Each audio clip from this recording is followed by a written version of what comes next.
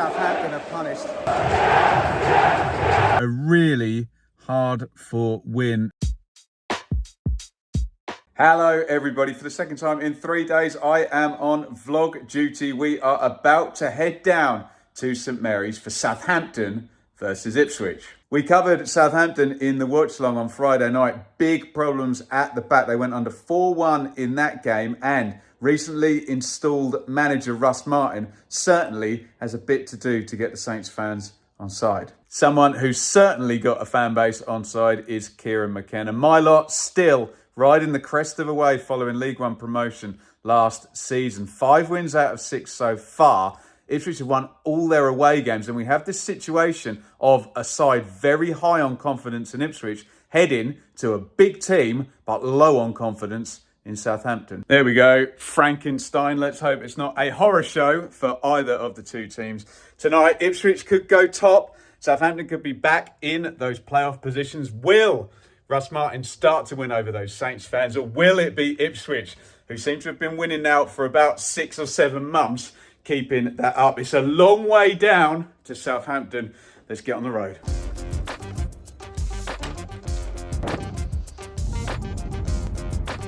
And we have touched down in Southampton. Let's have a little wander around, see if we can find some friends and maybe a drink. Well, that was a delightful little trip to Yates's in Southampton, where all the Ipswich fans were. Now heading down to the ground. Team news very soon.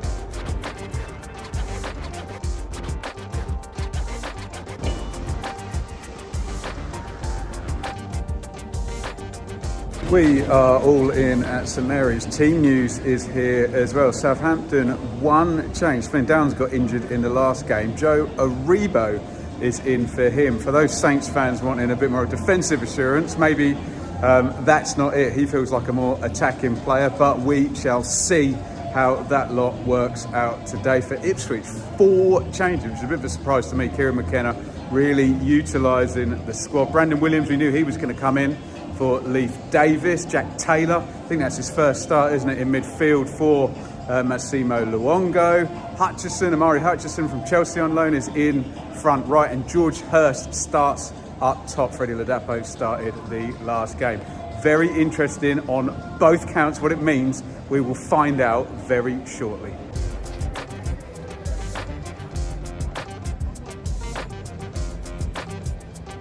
Horrible conditions here, about 15 to kick off. Tonight's Sky Bet EFL Championship match against Ipswich Town. We're moments away from kickoff.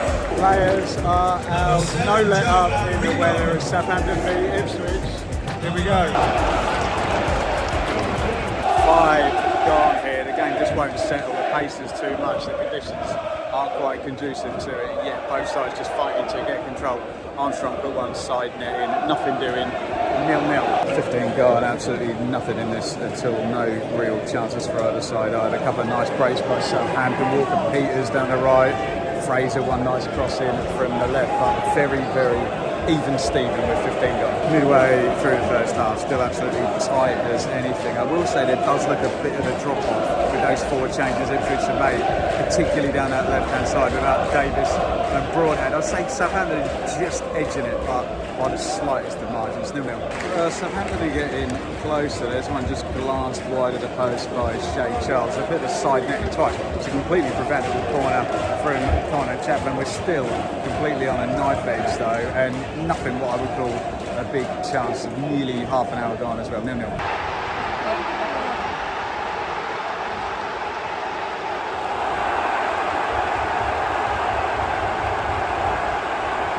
Well, would you believe it? It's another mistake playing out from the back by Southampton. They've given it away from centre-back position. I think it might have been Charles, forgive me if I'm wrong about that. Slid through Omari Hutchinson on the angle with the left foot.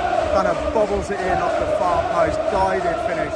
Ipswich lead maybe slightly against the run of play, and yet again Southampton are punished. Incredible. Ipswich hit the crossbar, and again it's Southampton playing out from the back. I think it was Taylor who got it on the edge of the box. They just dispossessed Southampton in the first phase of their build-up, right on the edge of the box. Lifted over by Taylor, hits the crossbar. Hurst with the follow-up, deflected wide. Southampton fans really unhappy with this repeat back, and Ipswich on top now, 1-0. Well, it was going to be anyone scoring another goal in this first half. It's going to be Ipswich. They've won it again, high up the pitch, slip from Hutchinson out to Wes. Burns comes inside, hits with the outside of his right foot. Bazunu in goal is done just wide of the post. Ipswich well on top here with the goal lead. Southampton need to get to half-time, 1-0.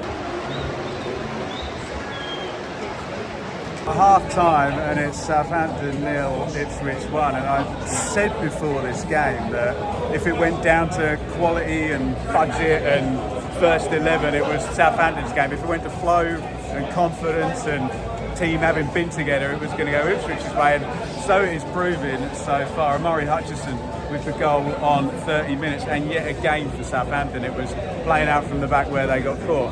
I have to say, up until then, I did think Southampton were probably on top. A few last-ditch tackles, Wolfenden and Burgess at the back, dealing with Adams fairly well, but he is a handful. But as soon as that goal goes in, confidence goes for Southampton, and the crowd gets restless. Ipswich hit the bar, a couple of other little peaches. So all about Saints rebuilding the confidence now.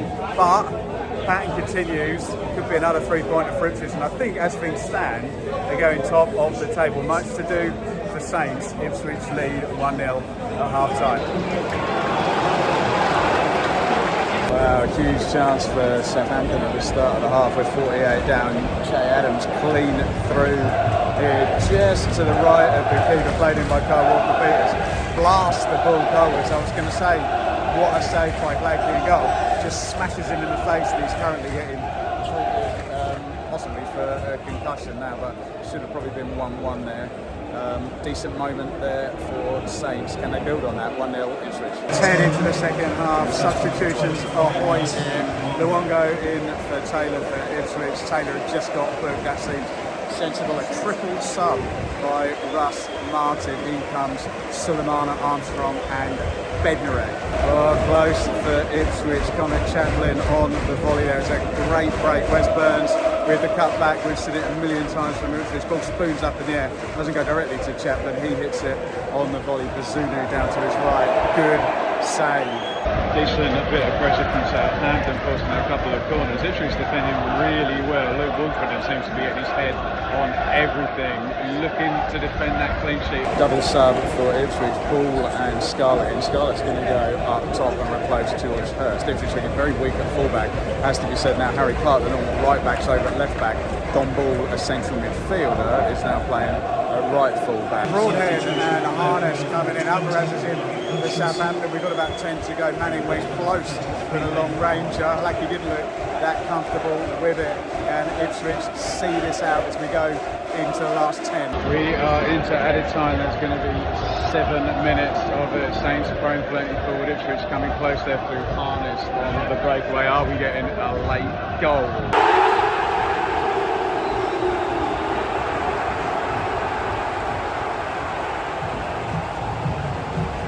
Saturday, the 30th of September, tomorrow, so I do hope you can join us for that.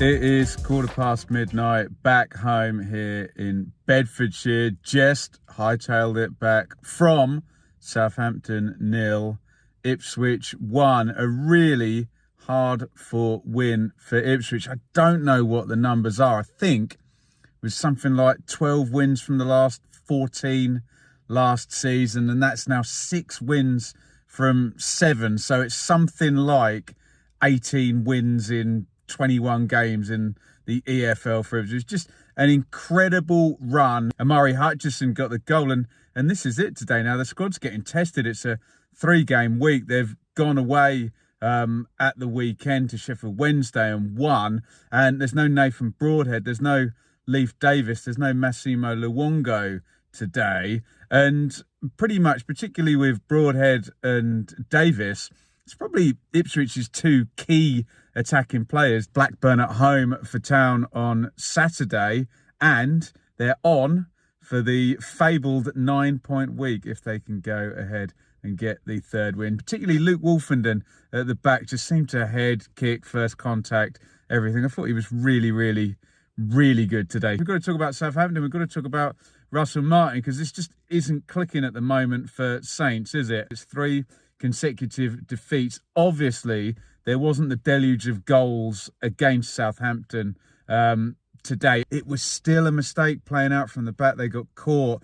And, do you know, I thought they were looking all right, but when that goal went in, it just sucked the air out of the stadium. The confidence went. It really then just played into Ipswich's hands, and they grew a couple of inches. The Southampton players shrunk a couple of inches. There's a lot of quality there in that Southampton team. They go to Middlesbrough, who are struggling at the moment. They don't have a win.